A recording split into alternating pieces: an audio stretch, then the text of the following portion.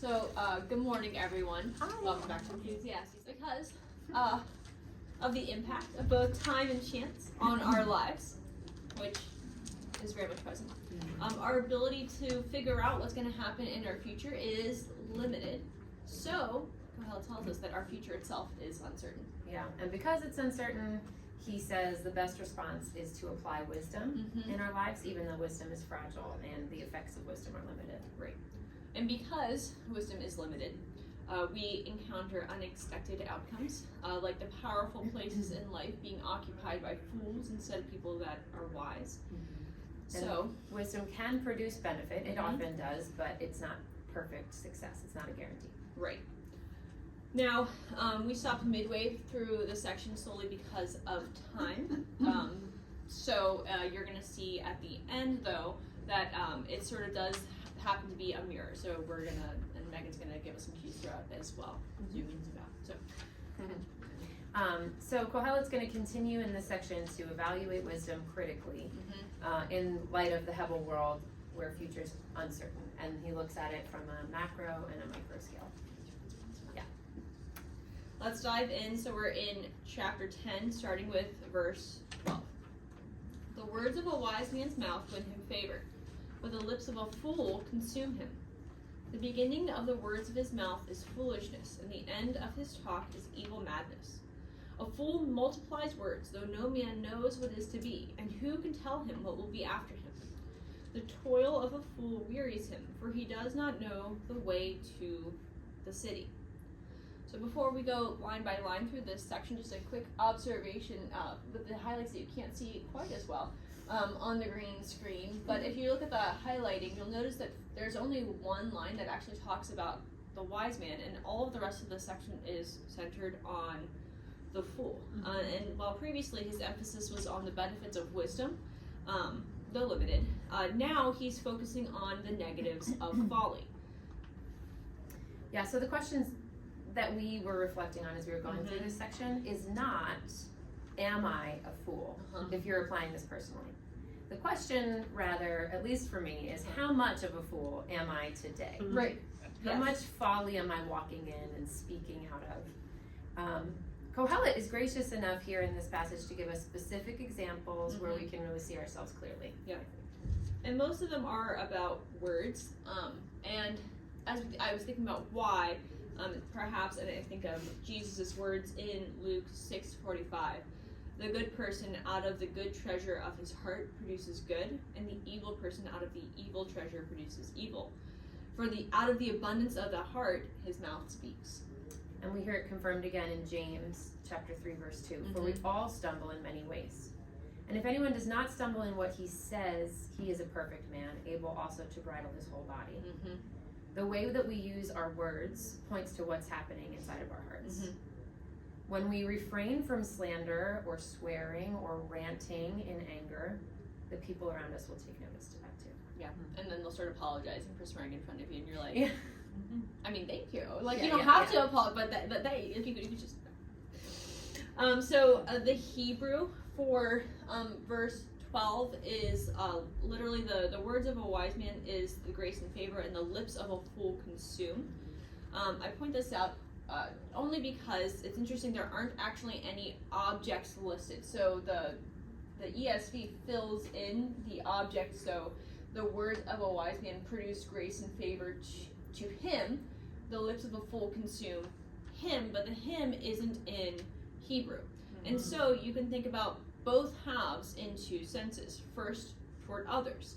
The wise person bestows grace with what they say, while the foolish person's words wreak destruction in other people's lives. Yes, so you can also think about it as the ESV translated towards self. So we do think that this is probably Kohelet's intent here. How does a wise person's words impact them? It impacts them favorably. And you can use your imagination here because Kohelet doesn't give us that answer specifically, but he does say that a fool ends up destroying himself, and then uses this really sobering and disturbing metaphor of consuming, or essentially that the fool eats himself. And you get this image of somebody putting your foot in your mouth, and the powers that be, the commentaries that be, think that this phrase actually originates from hand, foot, mouth disease. Oh. I know, yeah. Anybody's kids ever had that? It's really gross. I just have to say that the results, whenever I originally researched this, those search results were wild. I was like, I made a mistake. I should not have Googled this. Now, I don't think it's the Kohelet's intent for us to sit back and to dive into the well of, well, this person said this and it really impacted me negatively, and then to just dive into that well of pity and to be like, oh, woe is me. Like that's not what the impact is here. Right, but it is important for us to consider how our words, the fruit of our words, not just for our own self-preservation, oh, that made me look bad when I said something stupid, but how is it affecting the well-being of other people? Right, yeah. Now in verse 13, you can either interpret beginning and end as a merism. Remember, a merism is something from one extreme to the other extreme and including everything in between. So everything, the fool says, is crazy. Or you can think about it as a process. The more the fool talks, the worse it gets. Speaking from personal experience, you start to air a grievance and you're like irritated, right? But then you really get warmed up, you really get going, you get to this point where you're incensed and you're just a wrecking ball of words that you can't take back. Right. Yeah. So that was what came into view for me. Yeah. And I do favor that interpretation, but I mean either's possible. But it's just so true, right? I'm just so much more likely to get myself in trouble by an excess of words rather than not using enough words, right? It's so much more often that I'm like, I should have stopped just one sentence prior and it would have been fine. Moving on to the next sort of line here. A fool boasts about the future, even though, as Kohelet has emphasized throughout the entire book, but especially in this section, no one knows the future. You guys have all heard the saying, don't count your chickens before they hatch. Give me something. Yes. Okay, yes, okay. I'm like, new phrase, don't count your chickens before they hatch. Well, the fool has counted his chickens and has already bought himself a new car because the chicken business is going so well in his mind. James 4:13-16, it says this: Come now, you who say, today or tomorrow we'll go into such and such a town and spend a year there and trade and make a profit. Yet you do not know what tomorrow will bring. What is your life? For you are a mist that appears for a little time and then vanishes. Instead, you ought to say, if the Lord wills, we will live and do this or that. As it is, you boast in your arrogance, and all such boasting is evil. And we point back to evil madness in verse 13. Yeah. And the final line of this section, the toil of a fool wearies him, for he does not know the way to the city, is initially like, what? Like, what? How does this fit? Is this related? Did they forget a word or something? I think you have to interpret the line itself and then fit it in with the section. So we've already discussed how toil in general wearies. Yeah, it's wearisome. Words are hard today. It makes us tired, right? I just come out of the writing Genesis, printing Genesis, editing Genesis Bible study phase, and I'm just like, even though I got sleep last night, but my body's like, anyway. So, but here, normal toil doesn't seem to be the emphasis. Instead, the fool seems to get, over and beyond worn out by his labors. Why? So we have to think about the roads now. So roads to various cities in Israel were marked and easy to follow, and most people memorize how to get to work, even if we're terrible with directions, right? Yeah. For the most part. So our oldest is 12 now, and that's a couple years away from driving, but is clearly like oblivious to any place we are at any given time. And so we started this conversation. How did we get here? So we started this conversation of like, maybe pay attention. Like if I turn right here, note the landmarks, the street name, like those kinds of things. So we started having that conversation so that hopefully in 4 years' time, he'll at least be able to get around our community. Right. Does it take a lot of effort? Is it really hard to pay attention or to, figure out your way to someplace 10 minutes away in your community? No. But it requires a decision to pay attention and just a little effort to recall.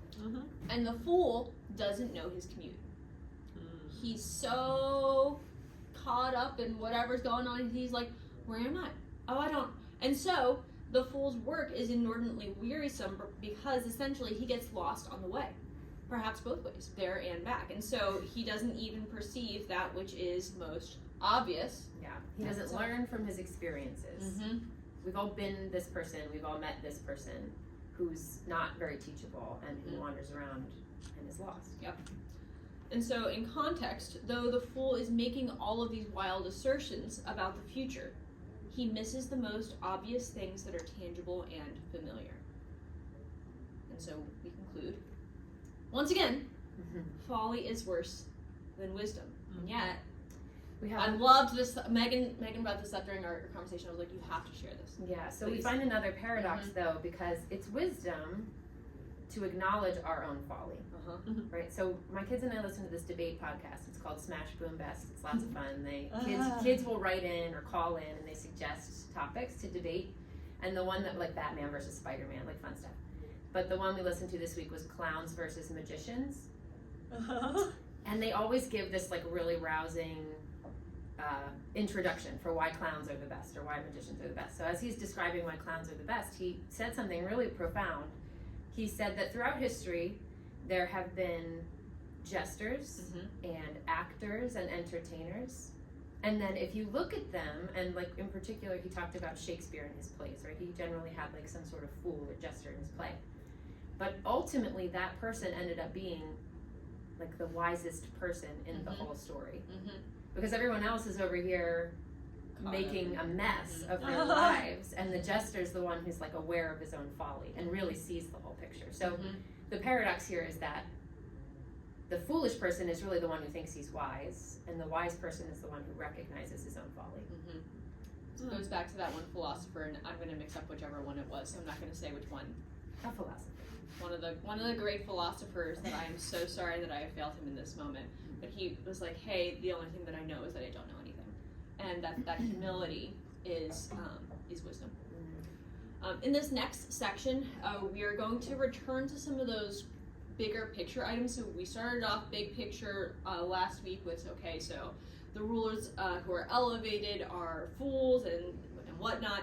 And then we went down to small level, how do we use our... Nope, sorry, I started to jump to words right away. What was after rules? Risk. Risk, thank you. I'm like, oh my gosh. Now we're going to we're in words, and then we're going to return to big picture, and then you're going to see we're going to return to risk. It's going to be great. Yeah, so we keep zooming in and zooming back out. Zoom in, zoom out. Megan, will you read this section for us? Yep. Woe to you, O land, when your king is a child, and your princes feast in the morning. Happy are you, O land, when your king is the son of nobility, and your princes feast at the proper time, for strength and not for drunkenness. Through sloth the roof sinks in, and through indolence the house leaks. Bread is made for laughter, and wine gladdens life, and money answers everything. Even in your thoughts do not curse the king, nor in your bedroom curse the rich, for a bird of the air will carry your voice, or some winged creature tell the matter. Thanks, Megan. So now, as we look at this first couplet, the first thing that that stood out to me as I was looking at it is these two situations are kind of close. Like, they're very, very on the slim margin. One's definitely positive, one is definitely negative. In the one, we have a king who is a child, and in the other, the king is the son of nobility. What's the difference? The word for child can either mean a young person, so a child all the way to a young adult, or a servant. And then on the other side, son is the word ben, which literally just means a descendant of. There's not an age that is indicated. And what's emphasized isn't their age, I think, in these two couplets, but in their lineage. Last week we saw Kohelet mourning that sometimes people are elevated who shouldn't be, and it's the opposite of what you might expect. Right, so Kohelet's revisiting that idea, that the emphasis of child is someone who's immature and irresponsible, while the son of nobility is born with the future reign drilled into his head through his whole life. So the son of nobility is more mature, he's more prepared, and he's ready to take charge. This is demonstrated in the second half of each line. Right. So in both cases, we have princes, not kings themselves, but the governments arraigned under them feasting. And so the immature king's feast is in the morning. Now, we live in America, the land of the free, of the brave, and of the meal called brunch. And so we have a place called Shady Maple, right, where people go and they feast in the morning. But we recognize it's like not totally natural to like gorge yourself at 11 a.m., right? The rest of the world understands the proper time to feast, and for merrymaking is in the evening.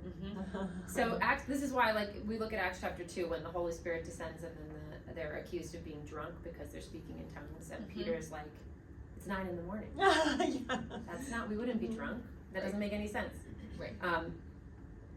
But nobody gets drunk at 9 a.m, but you can feast in the evening. You can feast in the evening. And I have an example. So my brother Ben and I used to go and help out Pastor Jeff over at Camp Stay Connect, and we would do disc golf course design. Why? I don't know. So we would get up at some ungodly hour in the morning, and then we would work for the entire day. And you're like, do you mean the entire day? I do mean the entire day. Did we stop for lunch? No. No. Yes. No, we did not. Was it child labor? Were there child labor violations laws that were violated? Absolutely there were. Technically, no, because we did it for we were volunteers. And so, Pastor Jeff's philosophy was finish the entire project. It's better to finish and then leave rather than take a little break and for a sandwich, and then you can go and like have a good meal. Now, I disagree strongly with this philosophy, as did mine and Ben's stomachs during the day. Now we had granola bars. It's not like we starved, but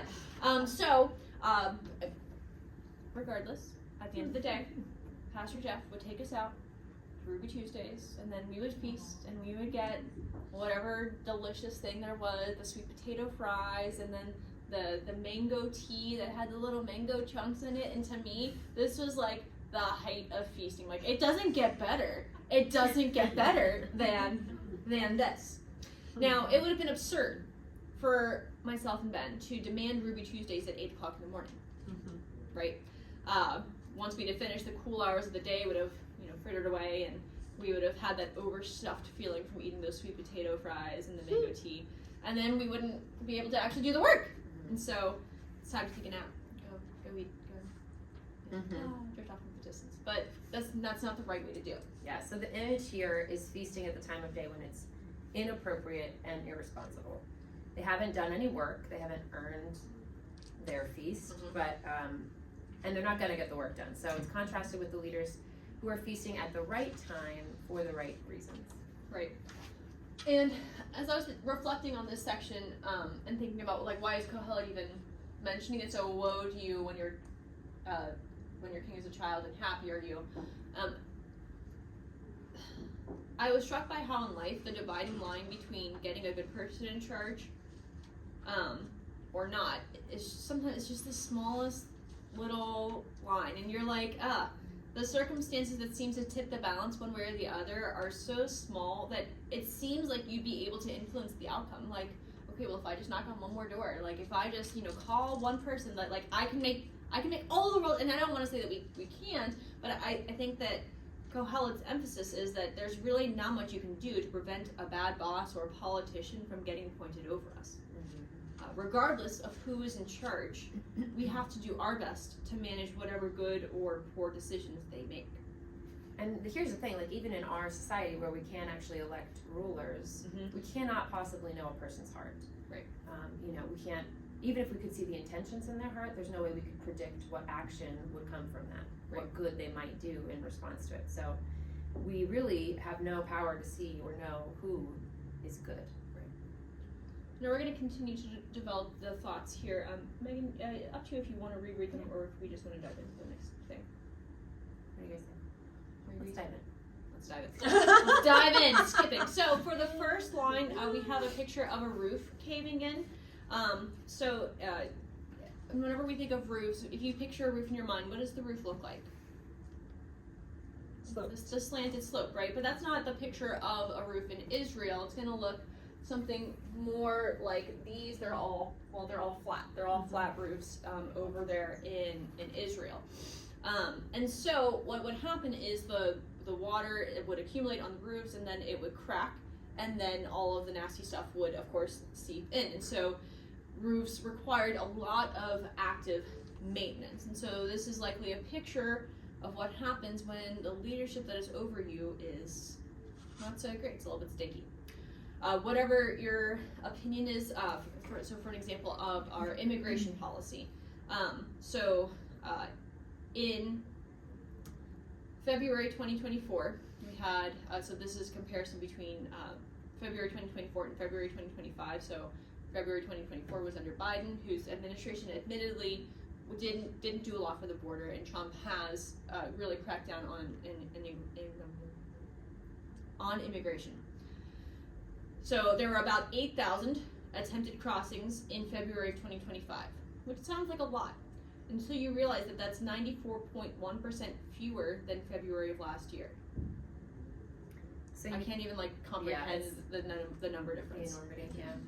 You can walk away from it with the application of, since I can't really affect this government choice of immigration, I'm just going to strive not to be slothful in the tasks that God has given me. The thrust, though, of this passage seems to be that when your princes feast in the morning, the people are going to reap the consequences. But we think that it can be applied kind of in both directions, personally and in a larger scale. Certainly. Now, as I read verse 19, I, along with every commentator, goes, what? Because it's like, bread is made for laughter, wine gladdens life, and money answers everything. And you're like, this seems like a sort of weird half enjoy life refrain, but not really. Like, what's going on here? This thing actually can go a lot of different directions, because the Hebrew is very, very concise, and so you're like, what is he trying to say here? One option is you can think about this as being phrased from the bad rulers. So, hey, give me the cash. So they're preoccupied with the party. They need money to fuel their lifestyle. So I think that that's possible, especially in context. You can read it as another traditional proverb. Everything has a purpose. So bread has a purpose, wine has a purpose, money has a purpose. Money's especially flexible, and so it can get you out of a lot of scrapes. And this is also possible, especially if Kohelet is critiquing it with the next line. I do think it's best to read it with some flexibility in mind, but regardless with how you land with the interpretation, as we see in the next verse, sometimes you're just stuck with the leadership you have. Money may answer some problems, but this ain't one of them. All the bread and the wine and the money won't get you out of a lousy political situation. It's not going to get you out from under a boss who's abusing his power. There's not a way out. Then the last line instructs the readers to be careful what they say about the leaders they don't feel like commending. Why? Well, things have a way of getting back to the person you're talking about, even from the privacy of your own mind. This might be hyperbole. Nothing is safe. But the number of books in which someone you thought for sure was the best person in the world, the greatest character, the hero, and they turn out to be the traitor, it just teaches you that you should be careful. You don't know what's in a person's heart. Right. Now, as we think about the details of the passage, so birds were often used to carry messages. If you were being spied upon, they might use birds to report your bad attitude. And so then, of course, naturally, so if you're complaining about the king, and the king hears that you're complaining about him, what happens to you? Off with your head! Yeah. Overall, through this section and then the start of the next section, chapter 10, 5 through 7, Kohelet seems to be highlighting that though there might be some situations where you're in a place of influence, like in chapter 10, verse 4, you can exercise your wisdom, accomplish some good in the heart of the ruler. For most of us, our wise decisions are not actually going to influence the authorities who rule over us. So we shouldn't count on wise and righteous living to lead to this big change in the culture around us or in the leaders' hearts. But we should be discerning about where we voice our concerns and to whom we voice them. Right.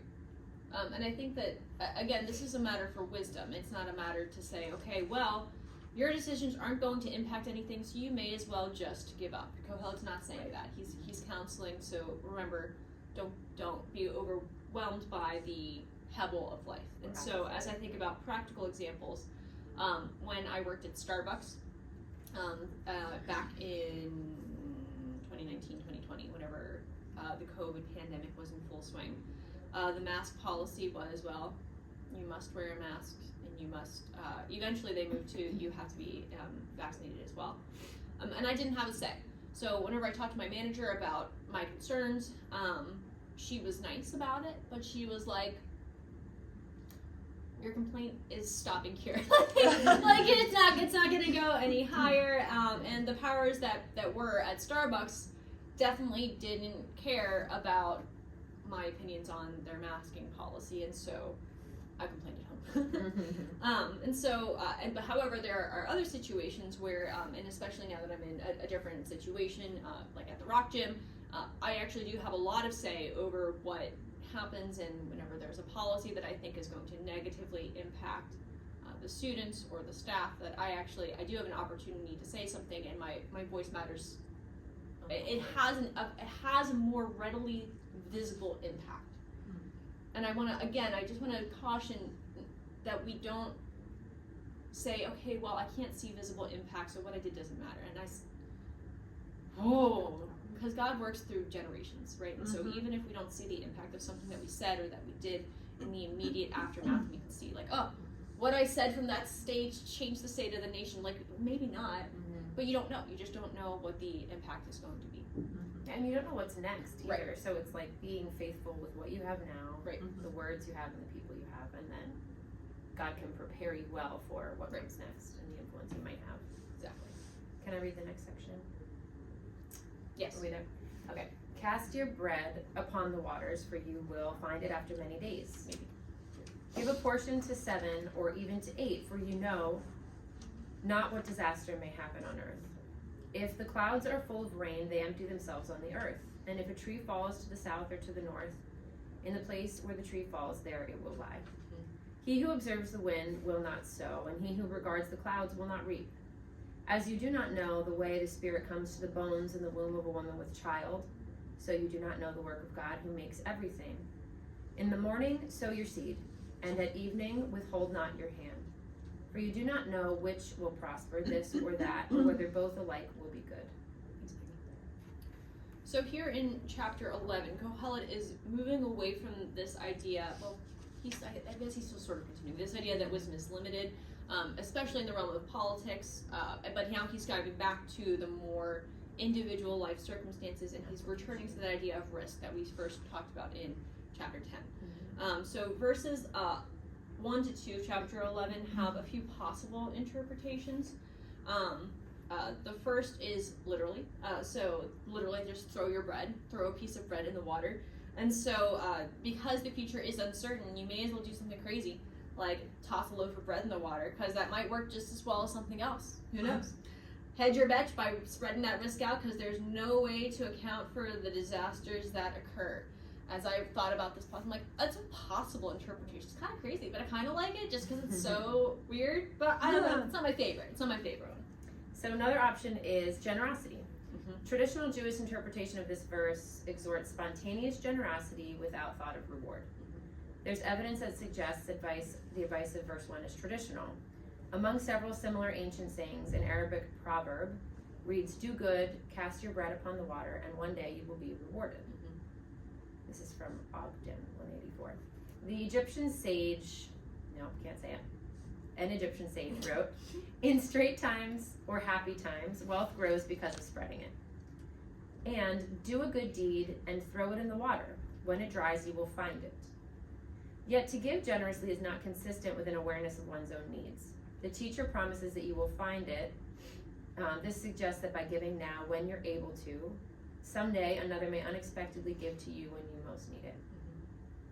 The second line would build on this, that giving to many people, that we ought to give to many people, because disaster can happen to us at any time. Yeah. No, there's nothing else in this section that seems to link us back to generosity. So how it fits, I'm like, I don't know. But it's not an interpretation, and I think it's really beautiful. I'm like, I want this to be the right interpretation, but I'm just not sure if it fits in the context. I lean a little bit more toward the way that I've heard Pastor Jeff explain it, and then it's about taking reasonable risks. So line 1, bread is a figure of speech, metonymy. It's a physical thing that's representing something that's abstract.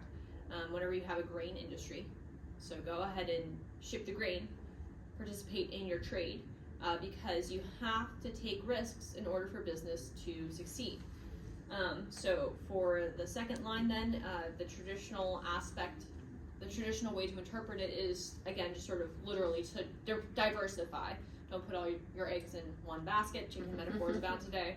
That's because the price of eggs are so high. It's just like right there. And so diversification is a wise way to respond to life. The phrase, give a portion to 7 or even to 8 is a Hebrew numerical formula. It's not supposed to be literal, like, okay, make sure you have 7 or 8 diversification strategies, but it means plenty and then more than plenty. You've heard of 7 as the number of perfection, so 7 is exactly enough, but then go even more beyond. But wide as possible diversification within the guidelines of prudence. Go just a little bit beyond that. I think it does make sense, especially because Kohelet does qualify this wisdom saying within the next few verses. But before we move to that, I just wanted to point, like, this makes me think of, and kind of brings us back to that generosity concept of Jesus and his command toward being generous in forgiveness. And so, how many times should we forgive one another? 7 times? No, 70 times 7. He's not saying plenty, he's saying, like, abundantly and never-endingly. Yeah. Now, while the first couple of verses here are talking about planning for disaster, these verses, the next couple of verses, tell us that even the best planning doesn't always work out. Everyone likes, how many of you guys like to make lists? Or like to plan, to sort of organize? Yeah, and we like to think about everything that might happen and to try to, like, well, if this happens, then I'll do this, but if this happens, then I'll do this. Yeah, so it's good to plan. It's good. But at the end of the day, if a sudden rainstorm that wasn't forecasted starts pouring on your child's birthday party, not that this has ever happened, but that kind of mental preparation maybe it can prevent the anxious, oh no moment if you were really prepared, but no amount of worried what ifs can prevent it. Right. It's going to happen anyway. Right. And I think the heart of what this verse is talking about is don't be paralyzed, right? Don't be paralyzed by trying to make a decision and caught up in the, well, what if, so that you're just not able to make a decision. I remember whenever I was planning for my wedding, I was thinking about, do I want to have it inside or outside? And it took me approximately 3 seconds to decide that I didn't want it to be outside, because I knew that the temptation to wonder if rain was forecasted, whether or not I'd want to have, like, move it inside or keep it outside would just be devastating to, like, my mental state. I'm like, I can't, there's still enough things going on, we don't need that on top of it. And so I was like, just do it inside. Just do it inside. And that's true in our lives as well. You don't want to be so paralyzed by thinking about what might happen that you do nothing. Now, it is possible, right, to plan in such a way so that, again, there's very much a both and in these sections. So if a tree falls to the south or to the north, and the place where the tree falls, there will it lie. If you have a tree that's rotten in your backyard, can you tell for sure which way the tree's going to fall? Not usually. No. So if you see a tree that's rotten and it looks like it's going to fall down, what should you do? Cut it down. You should cut it down, right? But if lightning strikes your tree and it falls in your house, could you have done anything about that? Nope. I mean, unless you were like, I'm not going to have any trees within a 50-yard, perimeter of my house. But so that's sort of an absurd length to go to. Yeah. So some things are inevitable. Worrying about them isn't going to help you, but there is some measure of benefit from planning and being prepared, Right. And avoiding some of those negative consequences. Right. And so then we move into verse 4. Verse 4. There we go. So with these options before us, again, it is easy to become not into verse 4. We're still in verse 4. I'm like, well, we're gone. We're gone. Still talking about not being paralyzed, and that's the thrust of the final verse here. He who observes the wind will not sow, and he who regards the clouds will not reap. I'm sure we can all think of a time in our life when whenever I was planning my wedding, we're thinking about the options. And you were thinking about the options, and you were looking, and you were deciding, and you were waiting for the ticket prices to change. I'm sorry, I didn't mean to look at you. Sorry. To see if the prices are gonna drop, or to see, okay, well, maybe is one more person gonna sign up, or whatever, and we just get stuck. And then what are you gonna do? You're gonna end up not taking advantage of the opportunities that God has given to us. Yeah, because we do have a lot of those opportunities. Right. So, how many of these opportunities, though, do we miss because we're waiting, again, for that magical sign that it's time to move forward? That perfect interest rate to buy your home, or the perfect time to have a child, or whatever. But we're called to do our best and to leave everything else to God, because we can't guarantee perfect results in our lives. Right. And then you would share this, which I loved. A commenter observed, if you're looking for an excuse to do nothing, you certainly can find one. But as Billy Sunday said, an excuse is the skin of a reason stuffed with a lie. Yeah. Crazy. There's always an excuse to be found. And so we ought not to hesitate if we're afraid of something that might happen just because of the fear. It may not go perfectly, but it might, right? You just don't know. And we have to be okay with that uncertainty. This reminds me back to when we were talking about that flow of snowboarding example, where you're surrendering control, but you're still engaging in the work. Right. So he's saying plant the garden, give the performance, make the meal, start the conversation, knowing full well that it might fail, but it might not. Right. Now, this is verse 5. So the word for wind is that same word, ruach. Though it's the same as in verse 4, it's clearly indicating spirit here. It's not wind, but indicating spirit. However, in true Hebrew fashion, I think Kohelet could intend for both meanings to be present. Rather than focusing on what, just the process of conception, how do we get a full human from a sperm and an egg, or how the weather works, kind of hilariously, I think we're just as a loss now, right, as we were back then, to how a human being comes to be. We're like, okay, yeah, I understand some of the specifics, right, but how does that work? How does a soul become implanted in a human being? What? I don't know. So, yeah, we feel confident that life starts at the moment of conception, right? But how exactly is the soul formed? We just know that it is formed. Right. And I think that, personally, I don't know if this is really relevant, but I find the bone reference to be so interesting. Comes to the bones in the womb of a woman with child. Because the marrow inside of the bones is one of the places where stem cells develop in our bodies. And stem cells are those perfect, undifferentiated cells that give rise to all the other cells of our bodies. But also in the bone marrow, all the cells of the blood develop. So the significance of our physical bones in our being alive can't be overstated. Right. Which I just thought was really cool. And Kohelet probably didn't know that, but God knew that. Right. And so it's true all the way through. All the way through. Kohelet does employ a simile here. So a simile is a comparison using the words like or as. I'm like, you guys know this one. Okay. So though we don't know, although we don't know how souls start, in the same way that we don't know how souls start, we don't understand all of what God's doing in the world, how He's working through both our greatest successes and perhaps even our worst failures. Those of you who have been with me for a while know that I like to talk about the tapestry, God's tapestry, and the mystery of how God's working in our lives. We're all of these individual threads, and God's helping to guide our threads, and sometimes our thread takes a really steep downward turn, and you're like, Lord, what is going on? Oh my gosh. And we start to panic and hyperventilate, and the Lord's like, I know that you can't see what I'm doing, because all you can see is just your little moment, and you're looking at the backside of the tapestry, and everything looks like chaos. But one day, the tapestry's going to flip.